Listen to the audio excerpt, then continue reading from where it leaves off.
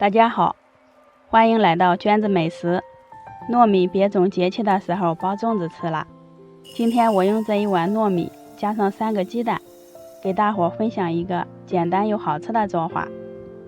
在糯米里倒入1碗清水，把糯米表面的灰尘彻底的清洗干净，然后倒在电饭煲里面，再往里面加入水，没过糯米就可以了。启动按键，把糯米蒸熟。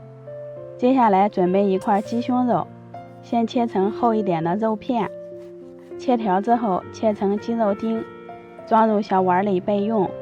洗净的香菇切条，再给它剁碎。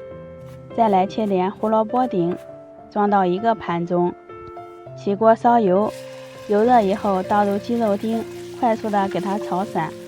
炒至肉丁花白，倒入胡萝卜、香菇丁，再放入1把青豆，切好的葱花倒进去，然后将所有的食材翻炒均匀。接着调味，加入盐、白胡椒粉、生抽、蚝油，来点老抽上色，继续炒上1分钟就可以关火了，盛到大盆里。这时糯米也蒸好了，盛出来倒在炒好的馅料里面，充分的翻拌均匀，让糯米和肉馅完全融入到一块儿。哇，真的是太诱人，太香了。今天我用到的是饺子皮儿，取2张重叠一块儿，用擀面杖擀大擀薄，像这样半透明状就可以了。放上适量的糯米馅料，这个饺子皮有点硬，捏的时候要用力一些，把口收严实就行了。另取一个小碗，打入3个鸡蛋，加一点盐，入一下底味，放入1把切好的葱花，充分的搅拌均匀备用。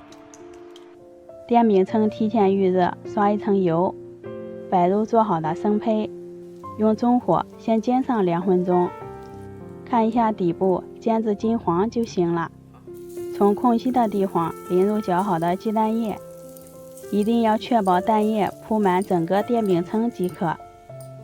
再撒上一点黑芝麻点缀一下，找一个盖子盖上，煎到鸡蛋液凝固。约用了5分钟的时间，即可打开盖子，用铲子托起来看一下，底部呈金黄色就可以出锅啦。借助一个盘子，好方便盛出来。